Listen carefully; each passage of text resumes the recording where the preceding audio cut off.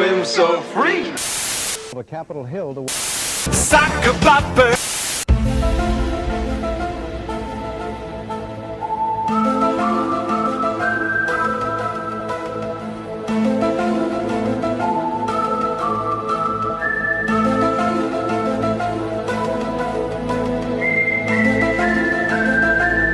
Welcome to another episode of Tune In Next Week, the podcast where we break stuff down. Is that what I'm supposed to say? The podcast where we break down TV things? Yeah, we break You down... told me to say something.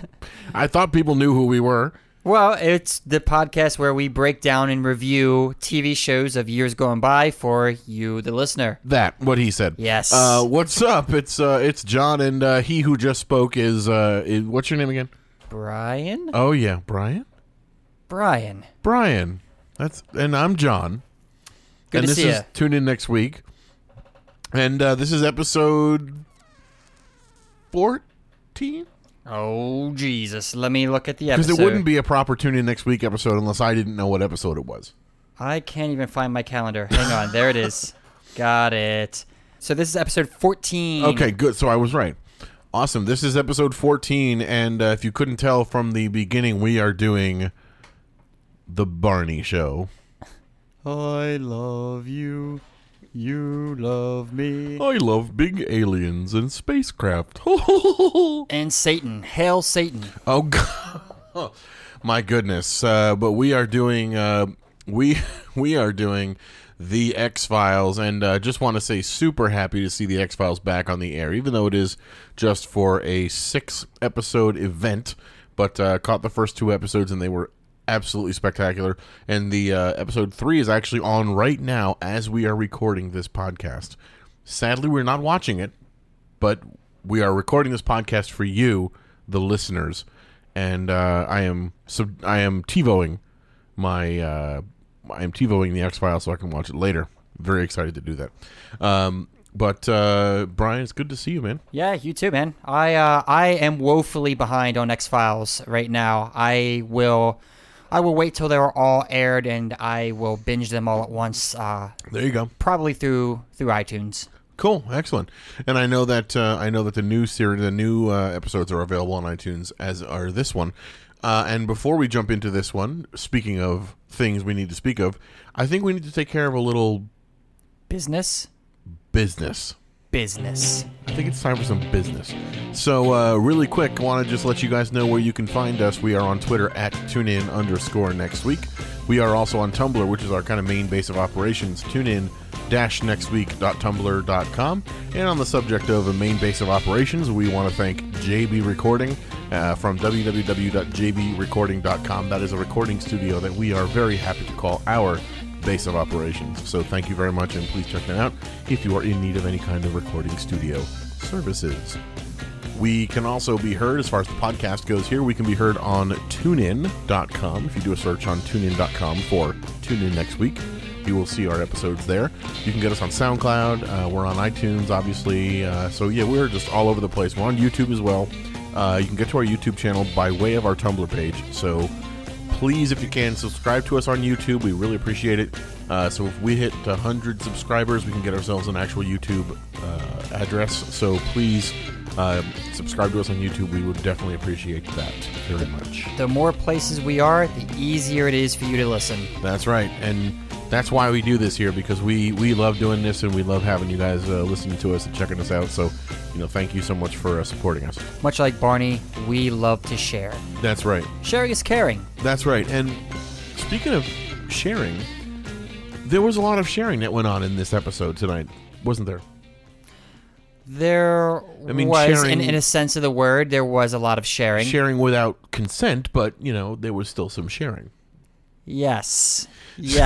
What an interesting way to put it. But yeah. I am so grateful for the segue. Thank you for that. So we did an episode of The X-Files tonight, and the name of the episode is, and I'm going to see if I can do this in a good German accent. The name of the episode is Die Hand die Verletzt. which translates to the hand that wounds or the hand that hurts. And this is Season 2, Episode 14, one of my all-time favorite episodes. Original air date of January 27th, 1995, Season 2, Episode 14. Directed by Kim Manners, who was a X-Files regular, as well as directing a number of other episodes of X-Files and a few other shows as well. And the X-Files ran for 204 episodes from 1993 to 2002 for 9 years, and now it is back. Don't forget a couple movies. They had some movies in there. Of course, we had the X-Files I Want to Believe, and then the X-Files Fight the Future. Actually, it's the other way around, but you get the idea. Right. So those two movies as well. So huge franchise, and just super happy to see it back on TV now. Started in January of 2016, and it's going to be going for 6 weeks, 6 episodes, and hopefully maybe stick around a little longer. I don't know what their plans are, but so far I've heard really good things. I've really enjoyed seeing the episodes, and I'm certainly looking forward to seeing the the one that's airing tonight. Looking forward to seeing that when I can. Yeah, they're really picking up right where they left off, and things are just it's like they never stopped. Right, it really is. And I'm not going to spoil anything, but they've woven older Mulder and Scully back into the storyline very eloquently. Mm-hmm. It took a little while for me to get used to seeing them significantly older, but put guns and badges in their hands, and it's just like old times. Yeah. So this episode was written by Glenn Morgan, written also by James Wong. The creator, Chris Carter, obviously gets a writing credit. But if you're looking to watch this episode, it can be found on iTunes, like we mentioned, as well as Netflix, Hulu. You can purchase DVDs from Amazon, and you can also watch select seasons for free on Amazon Video with ads. Okay, excellent. So either way, the episodes are out there, just like The Truth, which is still out there. Very nice. Oh, I had to. But definitely check that out. So here's a plot synopsis for tonight's episode. Die Hand die Verletzt. Basically says Mulder and Scully face the prospect of becoming human sacrifices when they uncover a Satan-worshipping cult led by a demonic substitute teacher. Creepy. Extremely. Now, I liked how in beginnings of previous podcasts you would ask me what my experience with the show was. So yes. I want to ask you that. What is your experience with the X-Files, Brian? I wanted to be a regular watcher. Did you want to believe? I did want to believe. This show was kind of influential on some of my interests when I was a wee little one, when I was a younger child. Which watched was last week. I watched a ton of episodes throughout its entire run. I've seen a lot of episodes from seasons 1, 2, 3. I've watched a lot of episodes from a lot of seasons. I can't say that I've seen every single episode all the way through. However, this show got me interested in haunted houses, got me interested in aliens, the occult, that kind of thing.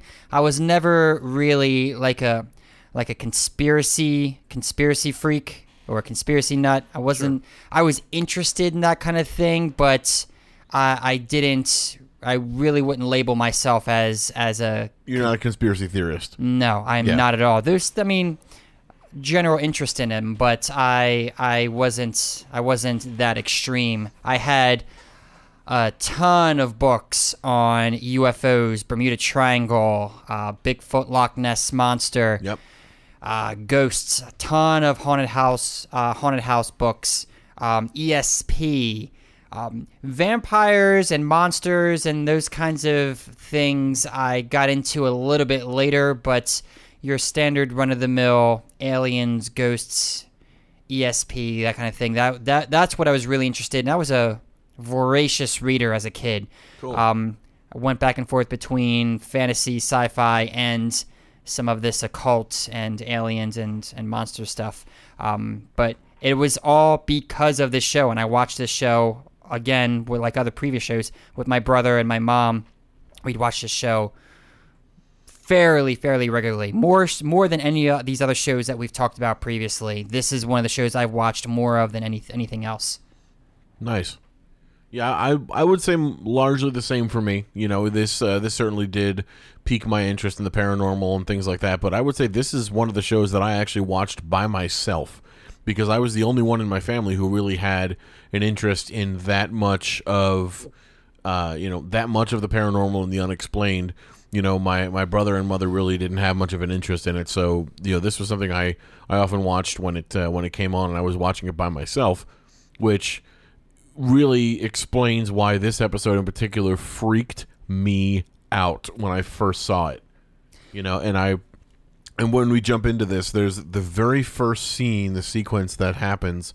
There's actually, should we just jump right into it? Yeah, let's do it. So you love the X-Files though, but I'm a big fan, and I've watched a lot more episodes now. Now being older and obviously being able to handle it better. The X-Files have always entertained me, but they freaked me out more when I was a kid, but now they've just always been entertaining. And I love the believability of so many of the conspiracy theories and things like that. Everything is always presented in such a believable way. So That being said, let's jump into it here. So we start with this would be a cold open, right? It would be. You would say cold open, maybe even the teaser before the credits start. Right. You've got a parent-teacher committee that are discussing things that are happening in the school. Right, and it's. I think it was intentionally made to look like extremely boring. Yeah, and for the purposes of this, it was boring. Right, exactly. So they they go over a couple little minor issues, and then they're concluding the meeting, and then the one guy who is actually Dan Butler, who is a guest star, is actually he plays Bulldog on Frasier, the sports host. So it's kind of funny to see him in a serious role, especially in a weird role, I might add. But those of you who have seen Frasier, you look at Bob Bulldog Briscoe, who's that loudmouthed, sports announcer that likes to slap women in the butt, and now he's playing a Satan worshiping PTA guy. So it's just wow, you really running the gamut on roles available to get work. But I guess when it comes to making your living from acting, you got to take what they give you. Right. Yeah, they. What was interesting to me that they were focused on the play that the drama director wanted to do, Jesus Christ Superstar. Like, well, can't they do Annie or Grease? Yeah. Well, doesn't Grease have the F word in it? Do we really need to do that? It was a legit kind of parent-teacher committee of whatever it is that they do. They approve and deny activities that are happening around the school. Right. So they wrap up the meeting and they put should we say a prayer? Why are you saying a prayer? Usually you would start a meeting with a prayer if it was like a Catholic school or like a religious school or anything. But now they're going to end with a prayer. It's like, okay, well that's fine. Want to get the prayer in there, and they say, well, we've been slacking off. We haven't done it lately, so they close the door, and this is the scene that freaked me out when I was a kid. This was the scene? Well, yeah, but so they close the door, and you see the light from the inside of the room. The camera perspective is in the hallway. The door is locked, and you see the light around the perimeter of the doorway. Mm-hmm. And then they start chanting, and they start saying this, calling the Dark Lords, and blah, blah, blah. And you see the light illuminate the perimeter of the door. Yes. That scared the shit out of me when I was a kid. They mix a little bit of German in there also. Right. And that's where they say the name of the episode and everything. But now, like, I kid you not, when I'm in a dark room, if I see light surrounding a closed door, it's like the hairs stand up on the back of my neck. Oh wow, that's interesting. It's so eerie, because they had one candle lit, but when you saw the pulsating light and everything, it looked like there was, tremendous torches of light, or there was tremendous fire that was illuminating this doorway. And it was so creepy with them chanting in German and everything. It was so weird. Right. I mean, if you like that kind of thing, you will not be disappointed in this episode by any means. So that starts, and then all of a sudden we go to the credits. The credits. And the last thing you hear before the credits is them saying, like, "Hail the Lords of Darkness," and it's like, oh, geez. Wow. So then we hear the theme song. Awesome theme song. Iconic, absolutely iconic. And then then we're back after the credits, and we're in the forest. And I was telling you before, I love how, and I don't know who's responsible for this in the crew wise, but you know, in all of these episodes, the lighting is always almost a character in and of itself. The lighting is always spectacularly good. That's really going to be the director of photography. Well, either director of photography or like the set designer or the location. I mean, like there's many people that are involved in that.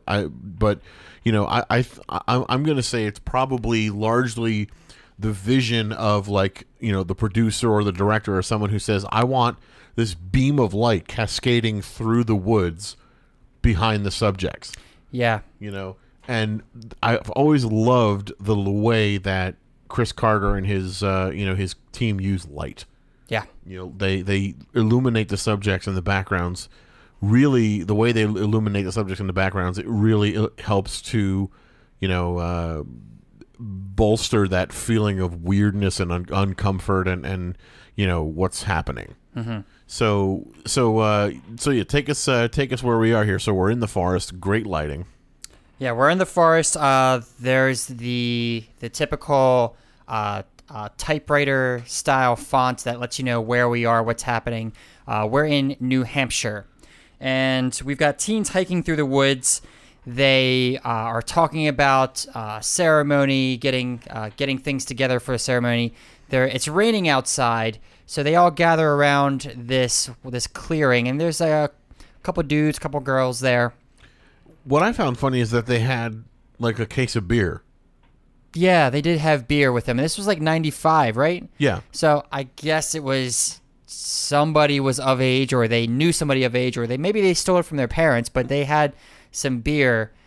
Right, but I just found that to be a strange thing to add because, you know, these kids are going out with the intention of, you know, getting somewhere, you know, freaking the girls out by chanting, you know, saying some demonic things and then getting the girls to freak with them, and then they, you know, hopefully would be easier to tame into bed. But where does the beer fit in? It's like, okay, we're gonna go to this stump and say some things. Then we're going to just crack open beers and hang out and just drink them, or, you know. Yeah, I don't understand what you mean. The beer is pretty integral to this plan. Well, but I agree. But I don't think it would make sense to do it there at the site.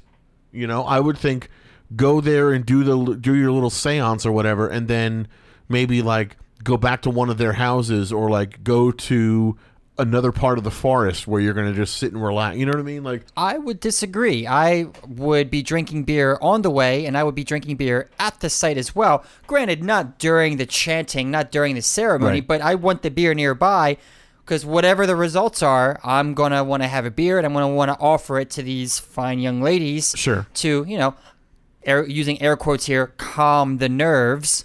Right. I mean, they should have been drinking the beer before starting all this. Well, that's what I wanted to bring up to you. They had the beer with them, and we don't know how much was drunk at this point. I would assume, based off of the conversation and the scene itself, that they hadn't drank the beer yet. I agree with that. So they play. We're gonna come back. We're gonna come back to this.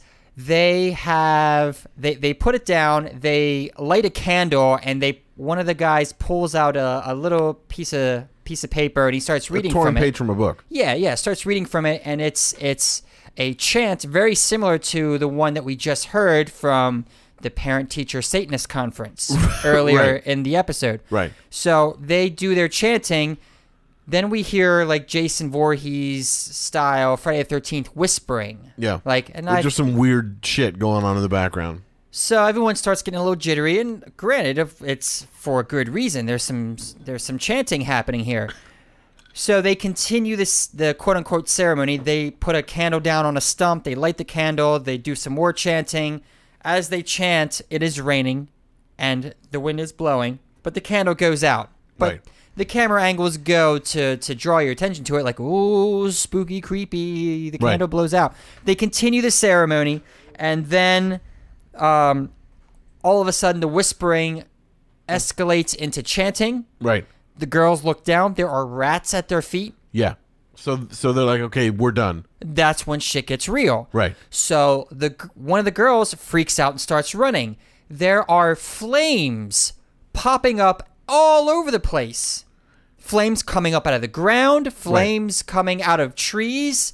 There's this girl's running away from the ceremony. One of the dudes chases after her, and there's jets of flame as if there are flamethrowers all over the place. And I thought this was crazy. Oh yeah. This was crazy. I was not expecting this level of I was not expecting this result. Right, and also she's running, and then the next thing you know, you see her stuck in midair with like clutching her throat. It was her? I thought it was him. I thought it was the dude. Maybe it was the dude. It was the dude. Because, it was the dude. That's right. So yeah, the dude stopped, and like Vader was there, just force choking him up into the air. Right, and then next thing you know, fade to black, and we're at the next scene. And the next scene, this is where the beer comes into play. Mulder, Scully, and the local police are there, and they are investigating the scene of the crime. They see the one boy there laid out on the ground, and we get from conversation that his eyes have been ripped out, and his eyes and his heart. His heart has been cut out. So weird. As they're investigating this area, they see 2 6-packs empty. Oh, were they empty? They were empty, yes. Okay. I specifically looked at them because Scully didn't put her hands on it, but she kind of lifted up the bag, and the 2 6-packs were sitting one on top of the other, but on their side, and each bottle was missing its cap. So interesting. Okay, I posit I didn't pick up on that. I posit this: they could not have drank all the beers, because why would you bring 2 empty sixers to the woods? Right. So they either drank all of them after the murder happened to cope. I guess to cope. Yeah. Or I guess, when this is a more boring theory, that whatever happened in the ceremony popped all the caps, and the beer just kind of flowed out. You know, I could see either one being a potential solution. I hope that the kids drank the rest of the beer after the murder happened, but that's a little unreasonable to think. Well, yeah, and the thing is, why would they drink the beer and then leave the empty bottles there? Don't you think they'd be fleeing, running away from where the guy was murdered? That's why I think the second theory is more plausible. Yeah, because it's like, okay, if you're in the woods with with the 2 honeys and your pal, and then your pal gets Vader choked, you're not going to sit there and drink a beer over your buddy's body. As much as I would like to think that is what happened, the latter is probably more likely. The beer things exploded as a result. Yeah, I could see that, because there was a lot going on there. But so Mulder and Scully are just kind of standing there, and they're having a conversation about what they saw. And this is interesting, because you see Scully's being very analytical and scientific, and she's saying, well, I really don't think there's anything to this. There's really nothing. I mean, other than this place feeling a little weird and looking a little weird, there's not much of anything out of the ordinary going on. There's nothing weird happening. And right as she says that, toads fall from the sky. Yeah, and I was kind of, I don't know, skeptical isn't the word. Were you expecting that? I wasn't expecting that, no, but when it happened, I kind of scoffed at it. Well, Scully was analytical and skeptical, and so was Mulder in front of the local cop. But when the cop kind of took his leave and said, "Oh, we'll look for more clues. Sorry for missing this clue and that clue and that clue." Yeah. Mulder was like, there's something weird here. It seems very ceremonial. Right. And then the frogs started falling down. I'm like, come on, it's. Yeah, but I think we needed something in order to provoke Mulder and Scully's interest, because at this point right now, they're just saying there's nothing to this. This is an ordinary thing. And Scully said something like, this is a murder where the killer is capitalizing on local folklore. So at this point, Scully and Mulder are losing interest and potentially going to leave. Well, Scully is. Mulder's not losing interest. Mulder never loses interest in stuff like this.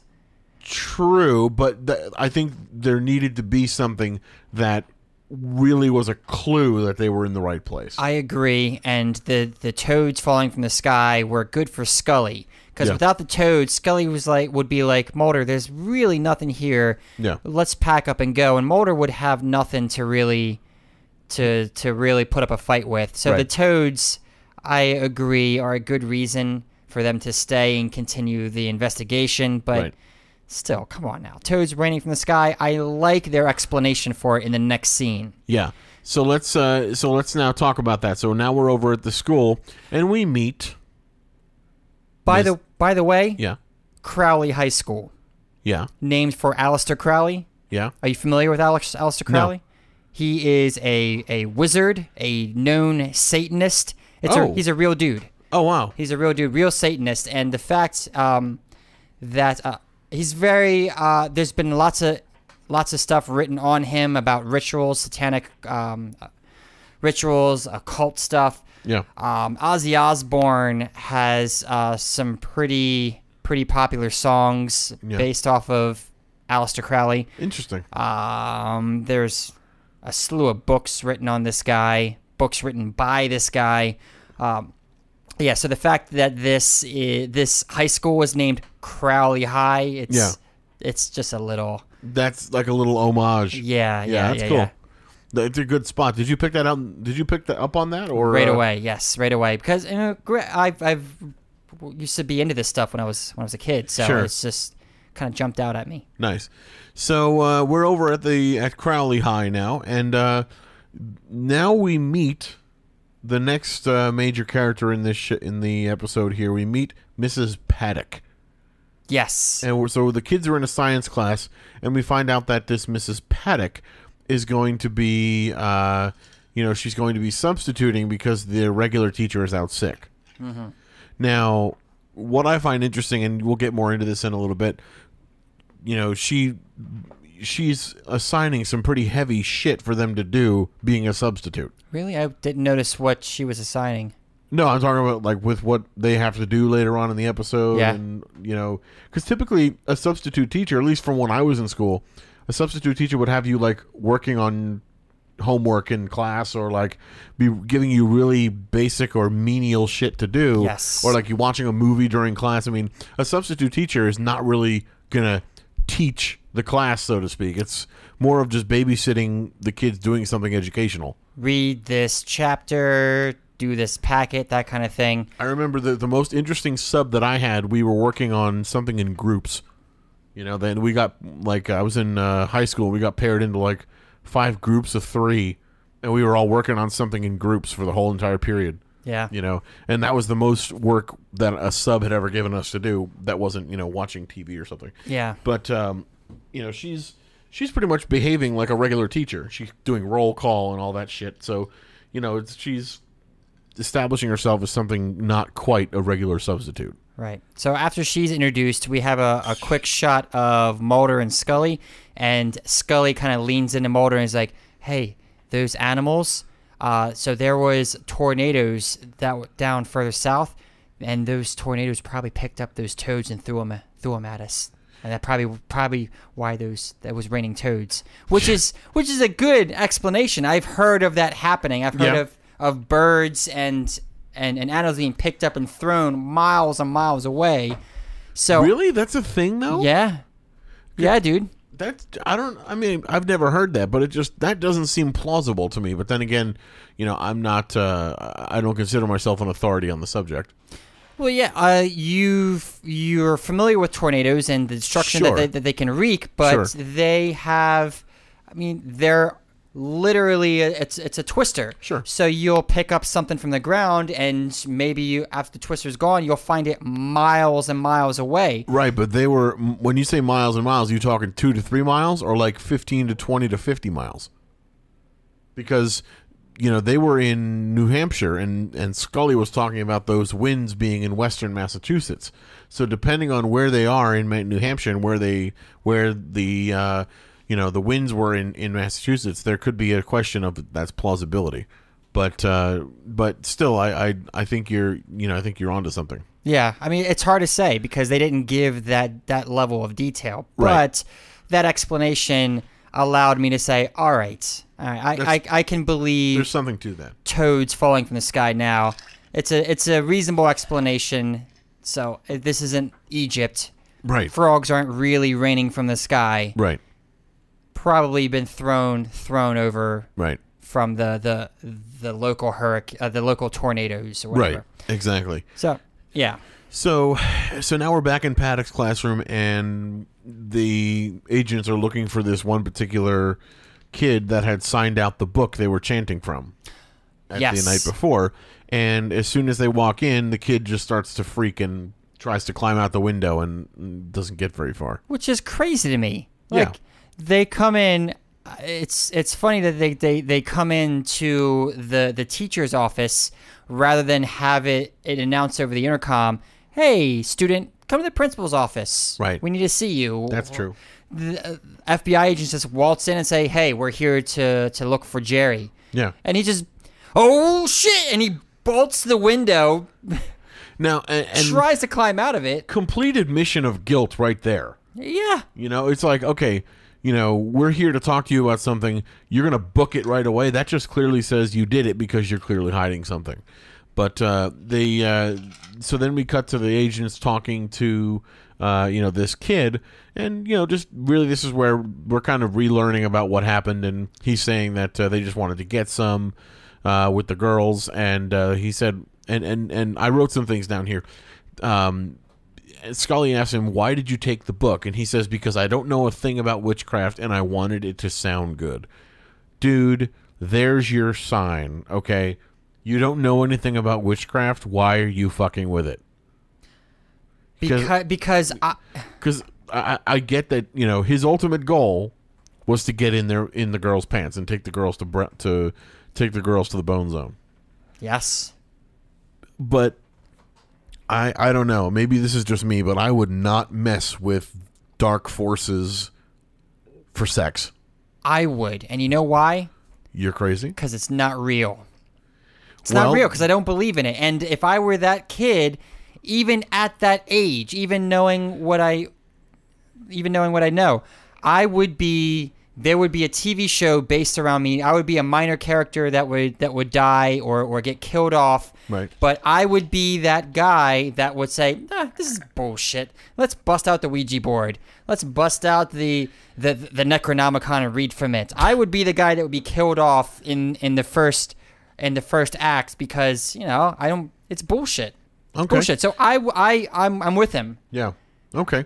Yeah, I differ. I am more on the, I guess, the conservative side of things. I would not mess with what I don't know.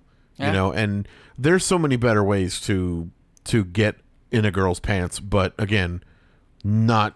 Are they as interesting? I wouldn't go there. Are they as interesting? Who knows? Well, If that makes any if sense. you're scaring them and then you come through as the comforting presence, so he's playing a dual role. He's, hey, Right, let's do the ceremony. Let's freak everybody out. Oh, it's not real. I'm here. Let me put my arm around you. I'm not here. Let me comfort you. See, And the fact that he's playing both labels him as a douchebag, in my opinion. I can't argue with that.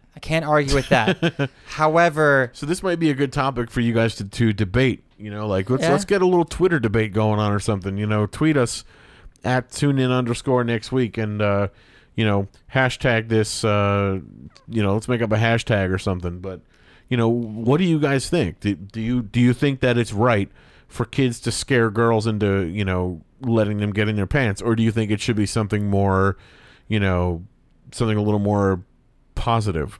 hashtag douchebag witchcraft. Douchecraft. Douchecraft? Yeah, okay. Douchecraft? Douchecraft. Hashtag douchecraft. All right, guys. So, yeah, hashtag douchecraft. Let us know what you think about whether or not it's cool to use witchcraft to get girls to shtup you. Right. So one of the other things about this this interview that Scully and Mulder are doing is that all of them are in the room at the same time, which is What do you mean? Who?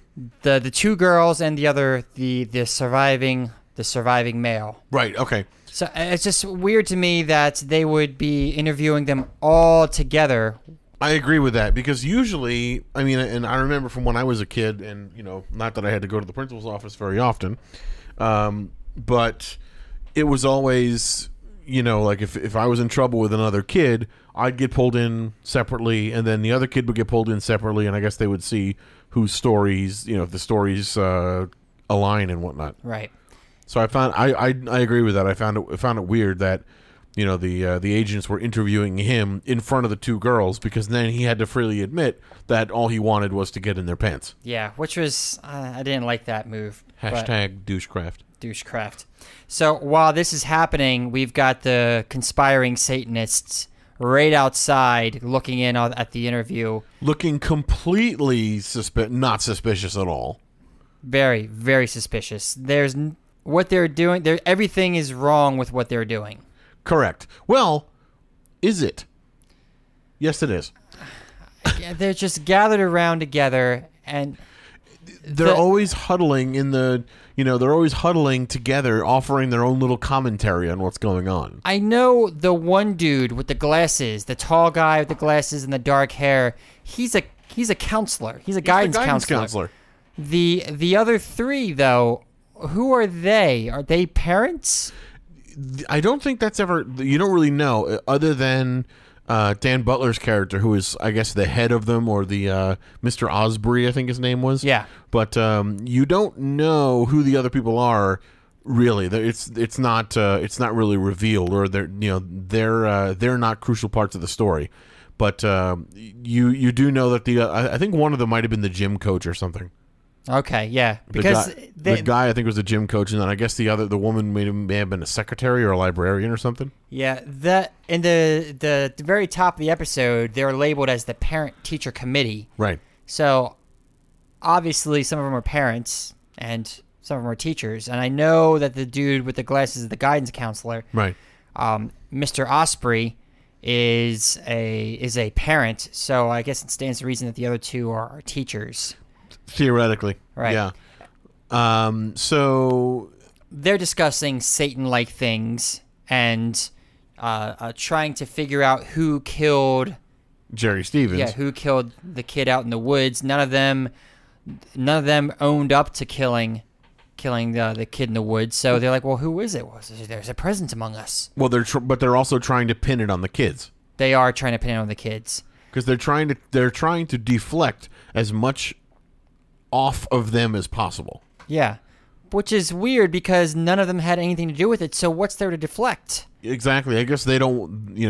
Maybe they don't want to draw too much attention to their religious aspect of it. They don't want investigation into their occult beliefs or their rituals and so forth. So they're trying to, I guess, downplay it as much as possible to get Mulder and Scully off their back so they can keep doing what they're doing. Yeah. So as a result of this interview, they don't get much of anything, though they do glean that there are kids that are having headaches, memory loss, acting unusual, that kind of thing. Right. So the interview ends. Mulder and Scully walk out of the classroom, and Scully's like, Mulder, there's nothing here. Yeah. Mulder goes to get a drink of water at the water fountain. What does he notice? The water is moving counterclockwise. Which it only does in the southern hemisphere of the globe. I didn't even know that. That's interesting. That's something that I've heard before. Nothing that I've experienced firsthand, but it's like one of those things that you hear about. You just kind of know, but you've never really seen it or heard it in practice. Right. Mulder, it just blows my mind. He leans into this water fountain to take a drink of water and immediately notices that the water is draining counterclockwise rather than clockwise, draws Scully's attention to it, and Scully's like, oh, you're right, Mulder. This is something we have to look into now. Yeah, this is a whole new X-File. Oh, my God. But I would think, and correct me if I'm wrong, but I would think that if you're used to seeing water go clockwise your entire life, if it's going the opposite direction, that's probably going to make you react in a similar way to the way that Mulder did. It's such a minor detail. Your mind is on the interview that you just had with these kids. You're trying to And the weird PTA people. you just had a weird interaction with a bunch of adults. You're trying to wrap your head around what's going on here. You just lean down to quench your thirst, and that's what you notice? I mean, I guess in situations like this, every detail is important. I guess. But so that being said, now we're back in Mrs. Paddock's room, and the class is finishing. Students are filing out, and the two girls that were there, when this guy got killed, she calls them over and she says, "Hey, I know that it must be tough for you guys for you to talk to adults, but you're young adults. If you want to talk about what happened, my door's open," which I thought was very nice. Yeah, it was great. And they're like, "Okay, thanks, Mrs. Paddock," and then they leave. Then she opens up a drawer to reveal the two eyes and the heart, presumably that were cut out of the deceased little boy. What I have a problem with is she puts the students' assignments on top of this. And I'm like, okay, when she grades them and gives them back, how is she going to explain the blood stains? She's got a stack of papers that she's grading. She offers her condolences to the two girls, opens up a side drawer in her desk, and there, plain to the air, bloody eyes and heart, and just takes her stack of just lays it right on top. Yeah. Lays it right on top. Like she was putting it in a drawer that had other papers in it. It was like, okay, well, I'm just going to put your assignments in this drawer of human organs. Moist.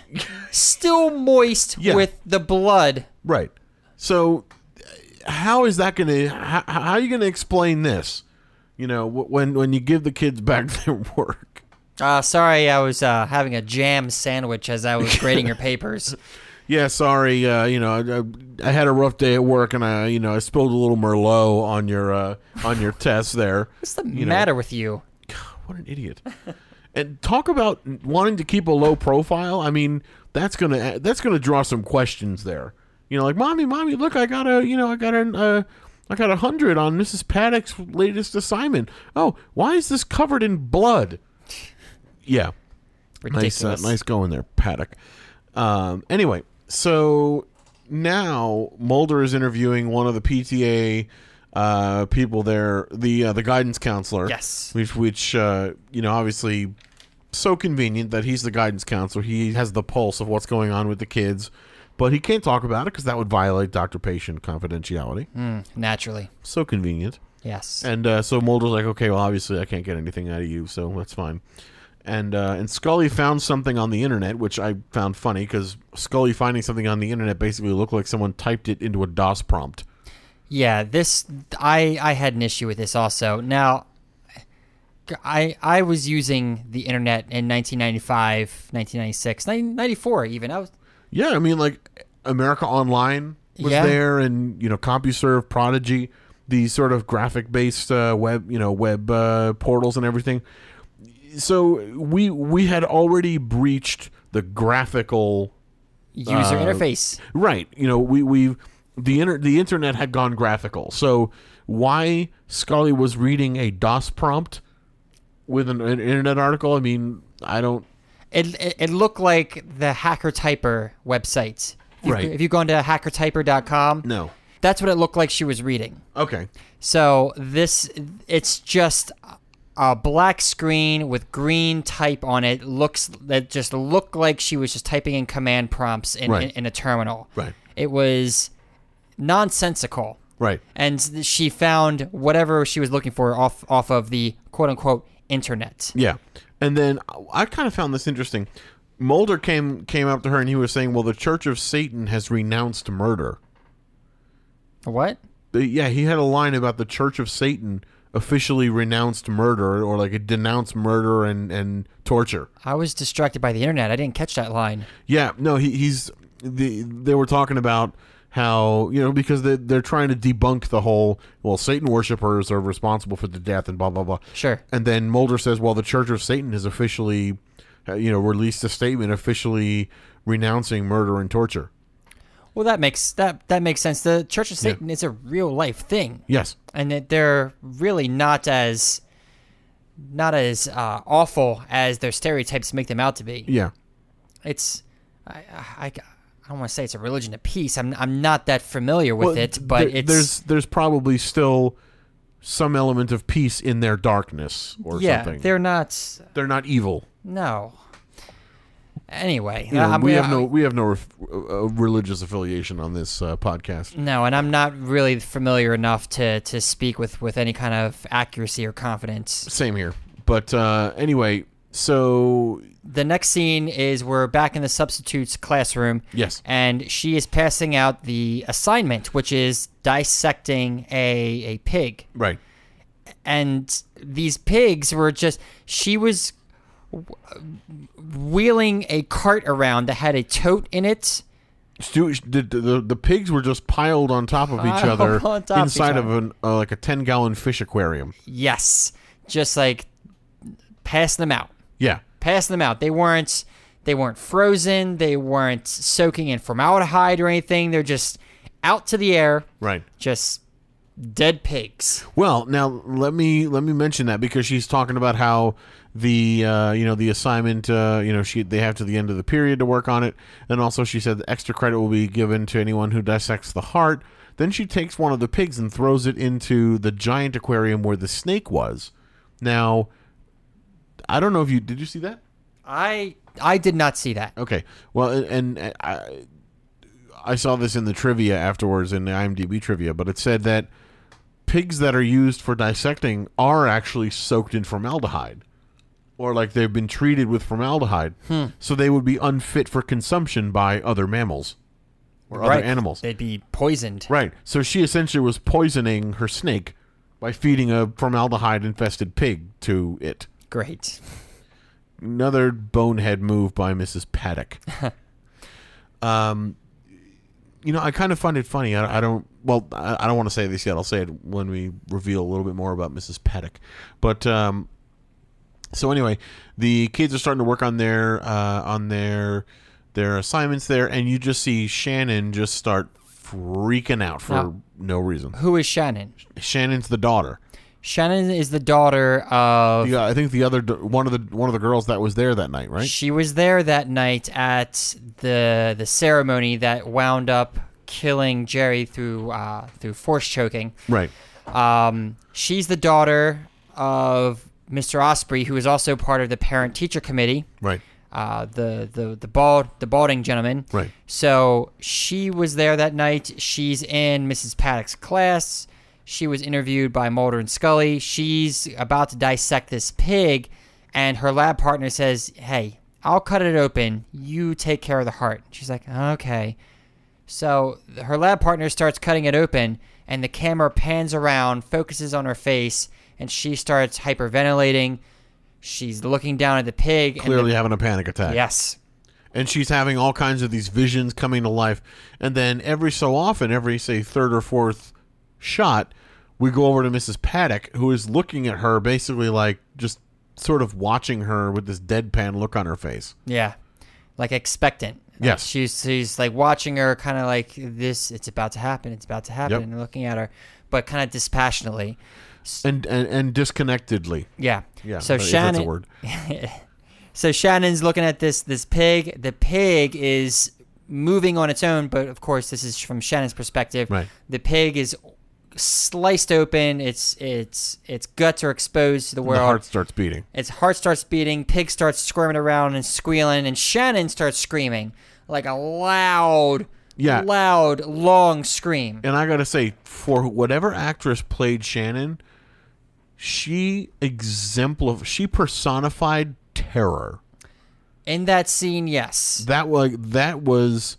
In the next scene, her acting was not nearly as good. I'm glad you said that because I fucking hated that scene. Yeah, but this scene, you could see the terror in her eyes. Yes. And that was fantastic. Then she runs out of the room, and then we go outside with Mulder and Scully, and this is where she becomes the worst actress we've ever seen. Well, this is the thing. She screams, and she jumps up out of her chair, runs out of the room, runs down the hallway. Mulder and Scully happen to be outside. Of course. And Mulder just runs after her. Shannon! Shannon. Shannon, where are you going? I'm a stranger. Let me comfort you. Yeah, you said that even during the episode. But so then they're outside, and I have a note here. Some of her crying was believable. I would Very say, little. Yeah, I'd say none of it. Her face was kind of twisted and stretched out. So yeah, Mulder and Scully follow her outside. She's sitting on like a picnic bench. Mulder and Scully are sitting across from her on another bench. And she's basically just kind of leveling with them and telling them about her past and things like that. And it's almost like she was the acting that she was doing. She was acting more like crying and not the emotion. She didn't search deep enough to act properly, and convey the emotion of how she'd be feeling with her past. She was talking about how her stepfather would take her down in the basement and do things with her. She would partake in these satanic rituals and whatnot, and she was acting more like throwing a temper tantrum the way a kid would react if you didn't give them an ice cream cone, not like how she was just traumatized in complete anguish. She should have taken that terror that she embodied in the previous scene. She should have been sitting on the ground with her hands around her knees, just kind of like sitting almost in a fetal position, and she should have been speaking very quietly, very sort of like almost devoid of emotion, and saying like, when I was younger, my parents did things to me, like something like that. I mean, I'm not an acting coach, or I'm not a director by any chance, but something that would make it more believable, because it just seemed like she was, it seemed like the sadness was empty.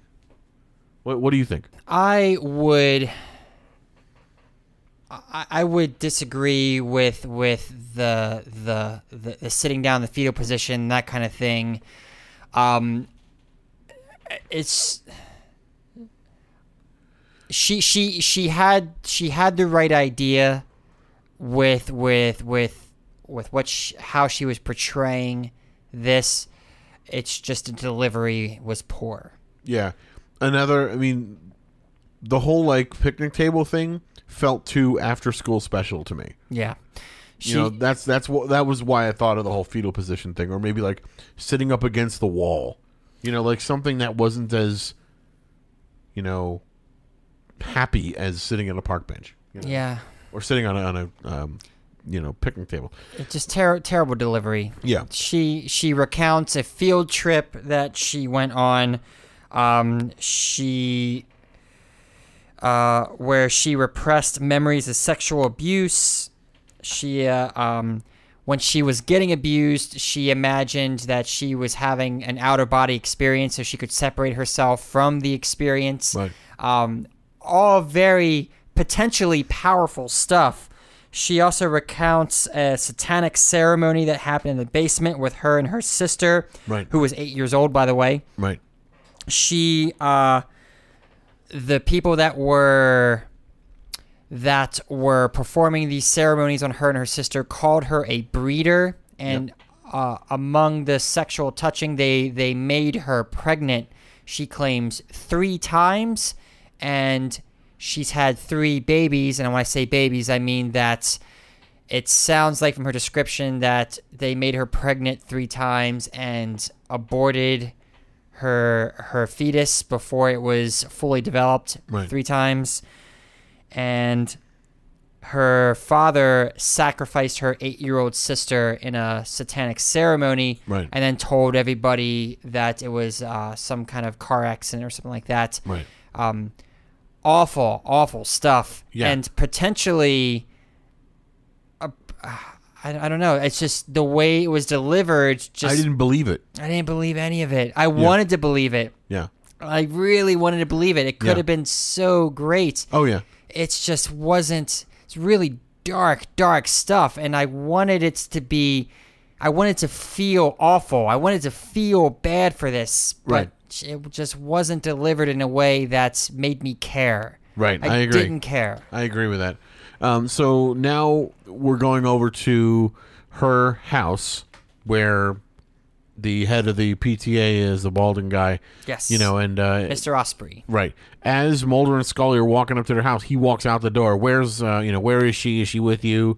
You know, and she said, Scully said that she's with friends, and understandably so. And he's like, well, what is that supposed to mean? And then they go inside, and you learn that he is vehemently denying.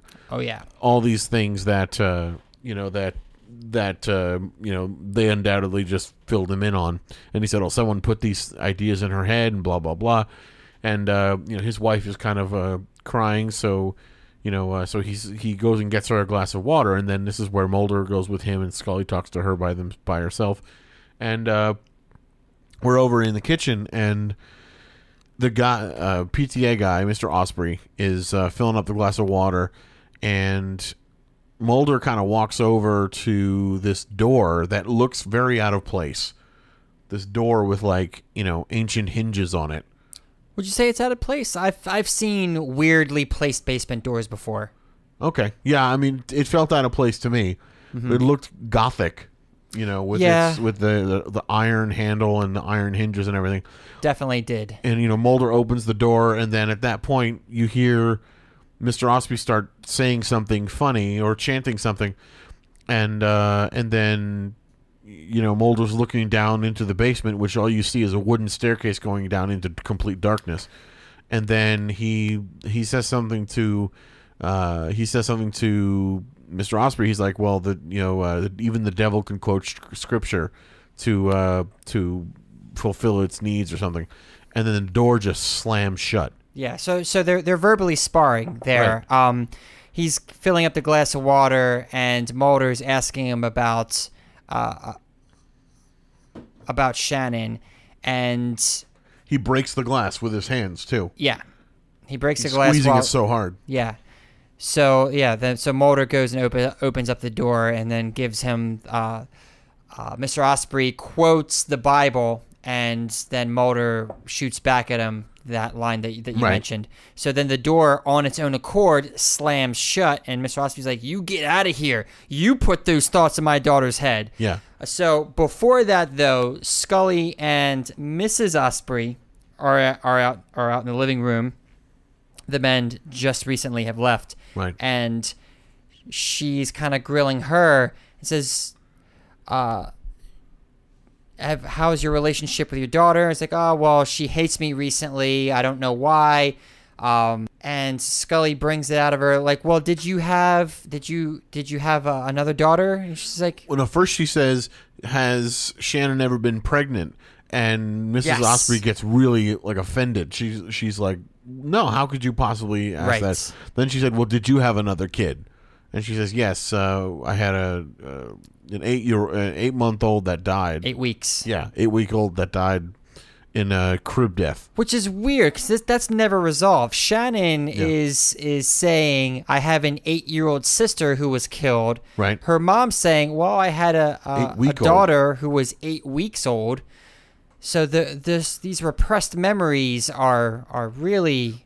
They're fuzzy. Yeah. They're a little fuzzy because some of the information isn't quite matching up. So is Shannon's mom, is she having repressed memories also? That's entirely possible. Yeah. Because she could have been brought down as, something for their ceremonies and involved in that somehow. So it's entirely possible. That's just one of the side things that's never really explored in this episode. So Shannon's 15 years old at this point. She's had what she remembers to be three abortions. Right. And she remembers an 8-year-old sister who's been sacrificed. Right. But is purported to be killed in an accident. Right. But so, yeah, that all happens. Mr. Osprey freaks out, shows some wizardry, kicks Mulder and Scully out of the house. So, after that... I think now we're back over at the school. Yes. Yeah, because Shannon's like, you know what? I missed the dissection exam. I want to retake the exam. I'll take it by myself, Mrs. Substitute Teacher. So she's like, okay, yeah, I'll administer the exam. Here's your pig. I'll be in the other room if you need me. Come knock on the door. You probably want to take off your jewelry. You don't want that to get caught in any of the tools here. Right. Why don't you give me your charm bracelet there? So Shannon takes off the charm bracelet and gives it to her. And Mrs. Substitute Teacher walks into her office and holds it, closes the door, lights a candle, starts burning some incense, and then holds the charm bracelet over the flame of the candle and just kind of goes rigid, freaks out, and starts chanting. Well, no, she starts having like an emphysema attack. You know, she's like breathing really heavily. Yes. So weird and so creepy. Yeah, exactly. You know, like I cannot stress enough how creepy this sounded. You know, watch the episode because these scenes are so freaking creepy. And she's basically treating. You know, I wrote she's voodooing. Did you really? Yeah. I wrote the same thing. Really? I wrote the same thing. Yeah. I wrote she's voodooing Shannon to slit her wrists. Are you kidding? Okay. Sub takes personal item and voodoos her into slitting her wrists. Wow. Fist pound. So she voodooed her into slitting her wrists, which, you know, it's a shame, but, you know, this is where we really know who Mrs. Paddock is, and we know that she's the one that's fucking with everybody. Now we know who the monster of the week is. That's right. So after this... Now I want to say something really quick. Sure. I kind of find it interesting that they chose the name Paddock for her, Mrs. Paddock, Paddoc. Now, the term paddock is another word for like a cage, or another word for like a... You know, like in Jurassic Park, they referred to where all the dinosaurs were kept were called paddocks. Yeah, like pens, but right. An enclosed pen. Yeah. Right, but I kind of find it funny based on what Mrs. Paddock does is she kind of takes over control of people and, you know, keeps them prisoner in their mind kind of thing. That is clever. I hadn't even thought of that. Yeah, I was just thinking because, like, why would they pick the name Paddock? It's not, you know, it's not a very common name. You know, like you would think that maybe a substitute teacher could be named anything. I mean, like Mrs. Smith, Mrs. Jones, you know, whatever. But Paddock. Man, everything's done on purpose. There's a reason for everything. Right. So, anyway, so now we're, you know, everyone is investigating this new death in Paddock's room, and Mulder's over in her office and finds the little charm bracelet on Paddock's desk. Picks it up. Brings it out, and he just kind of stands in front of her while Scully's talking to her, and just kind of fiddles with it and like looks at her. Yeah, like Mulder's starting to put all the pieces together, clearly. Yeah, and Mrs. Paddock, and for me anyway, because I know what's going on, but she is, to me, obviously performing for the FBI. Oh, completely. She's got the tears. She's got the quavering voice. It's obvious to me, but I think Mulder sees through it. He does. He totally does. Scully, on the other hand, completely buying every word of it. Scully's definitely convinced. Scully is... She is playing Scully for a fool, but not Mulder.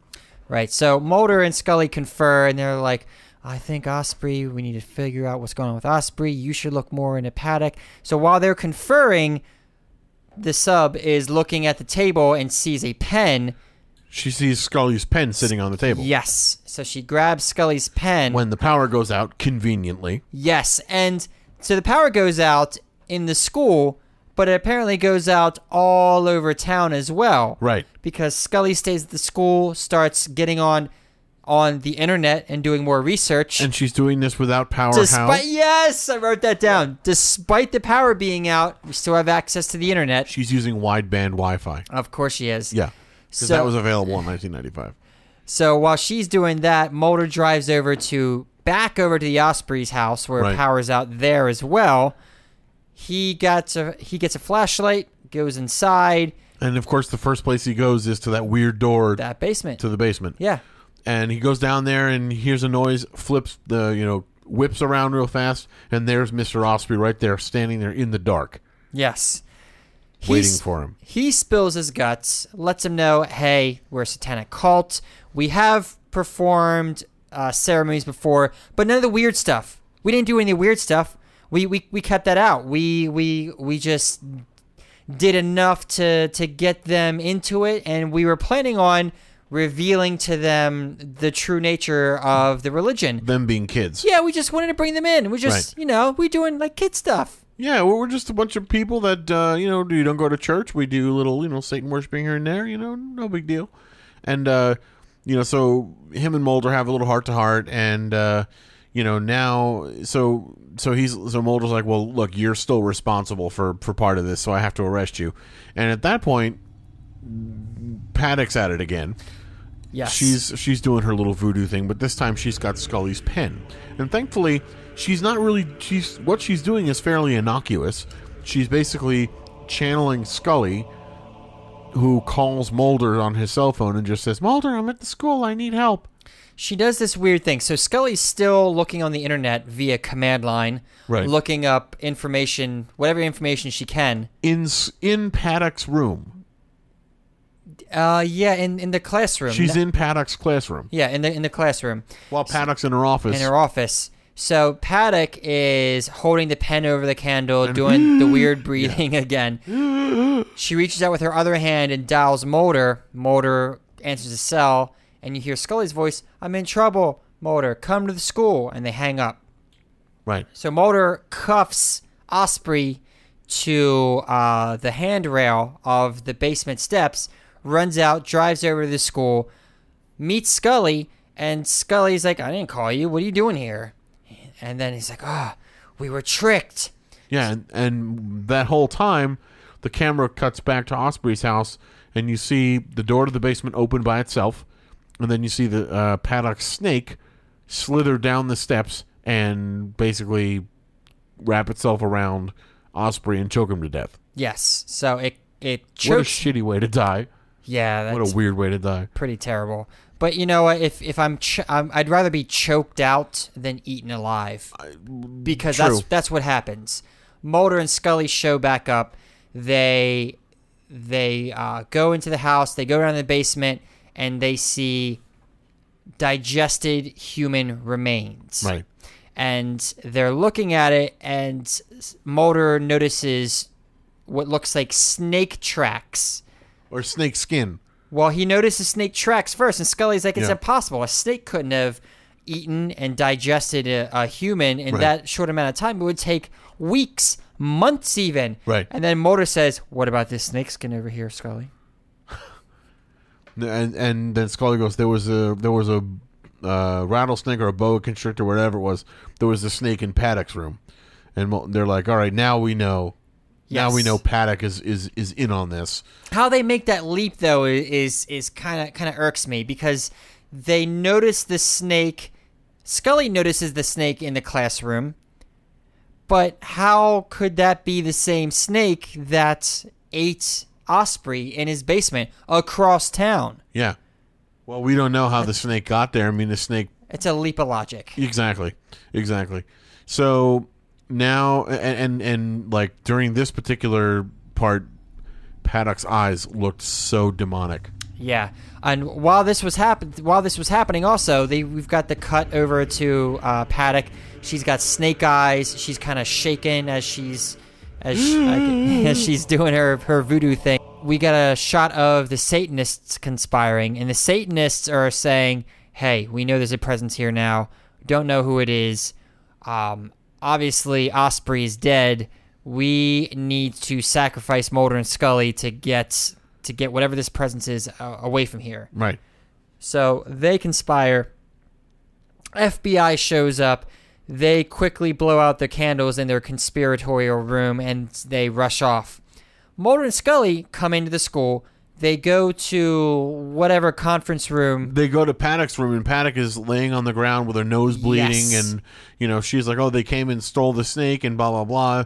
They're in, and then she said she named the people that were in the PTA. She said Yes. they're in the conference room. Yes. Go get them, and they're like, okay, well, you stay here and relax and blah blah blah. So then Mulder and Scully go to investigate the conference room. And then somebody, I guess, slams a door down and knocks Mulder and Scully unconscious. They drag them across the gym floor into the showers. and they start doing this little sequence in the shower where they're going to sacrifice Mulder and Scully in the shower because it'll be cleaner to clean up the blood. And this is where we see the final Paddock, voodoo sequence. She decides to take over one of the PTA guys who has a shotgun and basically possesses him to shoot the other 2 PTA people and then himself. Yes. Then she blows out the candle, and the scene's over. Right. Which is wild. So she saves Mulder and Scully, essentially. This is a quick series of events. Mulder's hit with a chair, WWE style. Yeah. Somebody pushes a bookcase over Scully. The next thing, they drag him across. This is a bing, bang, boom. The guy's possessed, shoots everybody, kills himself, and it's just like we're just left with Mulder and Scully like, what the hell just happened? Right. Yeah. So they go back to Paddock's room. And Scully said, did you see his face? It looked like he was someone else was controlling him, and Mulder's like, yeah, it's Paddock. Yes. So they run back to her room. She's gone. But what do they see on the chalkboard? It says, goodbye, it's been nice working with you. Right. And then the power is restored. Right. Lights flick on. That's roll it. Credits. Roll credits. Yeah. That's it. Like, such a great ending. Well, it was an abrupt ending. I was expecting, closure? Some kind of exchange between Mulder and Scully, like, hey, wasn't that crazy? Yeah. Do you believe in the occult now, Scully? I guess a little bit. Well, let's move on to aliens now. No, I mean, they had to leave it open because so many of those X-Files episodes ended like that, where there wasn't a definitive closure to it. I mean, I could think of a handful of episodes where there was an element of closure, like there's an episode called Unruhe where Scully gets she gets kidnapped, and there's a guy that's doing lobotomies on people, and right. I think the dude gets killed at the end of the episode. So it's like there's the closure there because the person capturing these women and doing lobotomies was killed, at the end of the episode, or in any of the not Dwayne Barry, what was the other one? Victor Toombs, Victor Toombs was put in an insane asylum. So there's, and I'm referring to other episodes of the X-Files, but there were elements of closure there. But here in this episode, there was no element of closure because it was just we don't know what happened to Mrs. Paddock. Right. So really just an awesome episode, and I can't recommend it more. I highly recommend checking it out. You want to do highlights, lowlights? Let's do highlights, lowlights.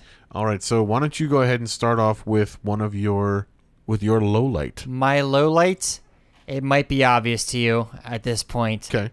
But my lowlight is the scene with Shannon.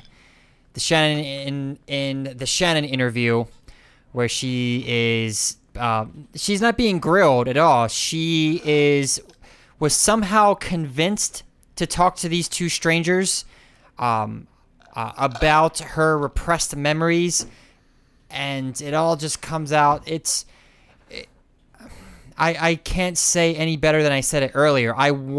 This is dark stuff that she's talking about, being sexually molested, impregnated, forced abortions, a sister that she apparently knew and loved for 8 years was sacrificed, and the delivery left me feeling decidedly meh.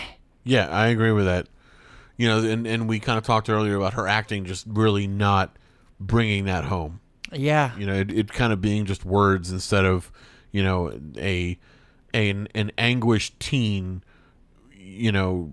pouring her soul out, essentially. Right. So I agree with that. Well, yeah, I mean, if you're going to share the same lowlights with me, then I can at least bring up a second one. Well, no, I do have a low light that I do want to put out there. Okay. And that is, I would have liked to have seen a little bit more exposition into the the PTA people. A little bit more of have them have a little more presence in the episode, or have a little bit more clarity as to who they are, what they're doing, a little bit more exposition into into them. Yeah, there wasn't really a lot. You get some from Osprey in the basement. Hey, we're 7 generations in this religion. We've been here since before persecution was a thing. Right. And we've survived the persecution, and, we do these rituals, and I'm kind of disillusioned now, but we only hear Osprey's point of view. I want to hear more of what this religion is. It seems to be more than just Satanism. Yeah, and I wanted to know more about who this group was, and also how other people viewed this group. Do people know about them as a group? Do people know that the PTA is really like the, PTA Satan Club? I wanted to know more about who this mysterious group of people were. Is it just them? Are there more? Do their wives and husbands know? Right. How widespread is it throughout this community? Sure. Right. Yeah. So what's a highlight for you?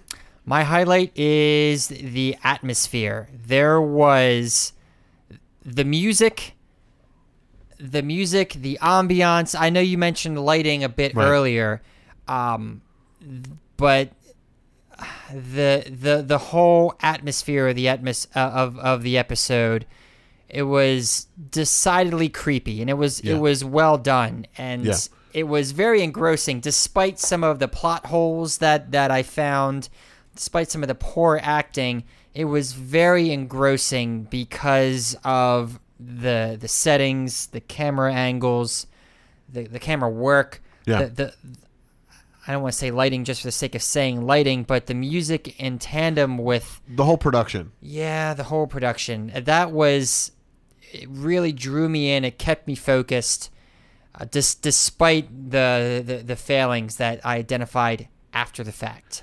I'm going to share that with you, man, because I really loved that. Like I talked about the lighting before, and I really love how they bring in the set design, or like the visual elements of it are so well matched to the plot and the story and the acting and things like that in most cases. So I agree with that completely. What was the very atmospheric? Yeah, definitely. That's all we have for you at this point. We're gonna call it an episode, and appreciate you listening. And Oh yeah. Tune in next week. And the week after. And the week after that.